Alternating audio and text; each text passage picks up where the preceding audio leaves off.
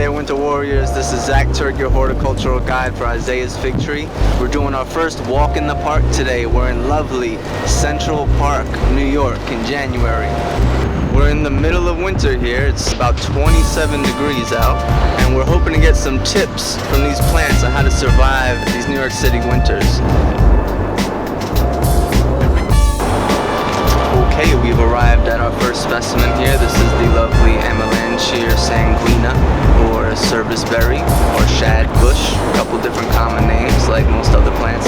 This plant is a deciduous shrub. It can grow up to like 10 feet tall, depending on its environment and what's planted around it.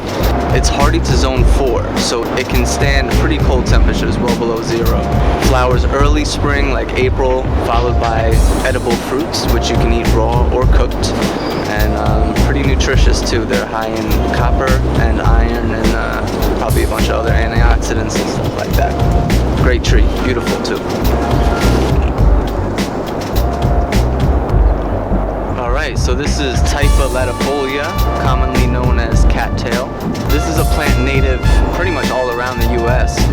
It's got a ton of edible, medicinal, practical uses. Should be careful though before you go harvesting and eating from it though, because it's often used in bioremediation techniques to clean up toxic materials in wetlands or marshes. So it could be soaking up a lot of those toxins. So be careful before you go wild foraging for cattail. So we've come to our first evergreen of the walk. The toxic yet cancer-killing Taxus bush, or yew bush. This one produces little red berries that you've probably seen before. All parts of this plant are toxic except for those berries. The flesh of those berries is edible. The seed, however, is toxic, so spit that out if you're hungry enough to go foraging for Taxus berries. But these plants are great ornamental plants also. They survive really shady conditions. They can survive high light conditions, poor soil, a lot of pollution. So great plant for the landscape also. Yew bush, Taxus. So these are the seed pods, or the spent flower heads of what I believe is Rudbeckia, or black-eyed Susan. If you have these in your yard, a lot of people cut them down. Like herbaceous perennials, they'll die back to the ground and you cut them down so you don't see anything. A lot of times if you leave the seed heads, not only do you get this cool structural element to your garden, but it also provides food for wildlife like birds or different mammals in the area to collect the seeds and eat. So a little something to think about before you go hacking away at your herbaceous perennials. We're now at the Staghorn Sumac, which produces these red plumes late in the season. By now they've kind of dried out and they're just hanging there for the birds and for different wildlife.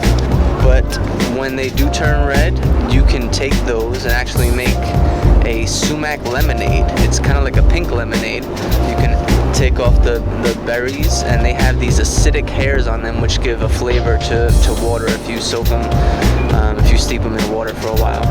There are tons of different kinds of sumac varieties. There's the tiger eye sumac, and there's also the poison sumac, which has white berries and lives in really marshy, wet conditions, which is even worse than poison ivy. So if you're doing any swamp walking, make sure you know how to identify poison sumac. Okay folks, that concludes our Central Park episode of A Walk in the Park. We're going to take you through the seasons, through the city, so stay tuned. This is Zack Turck for Isaiah's Figtree. Hit me up. Peace.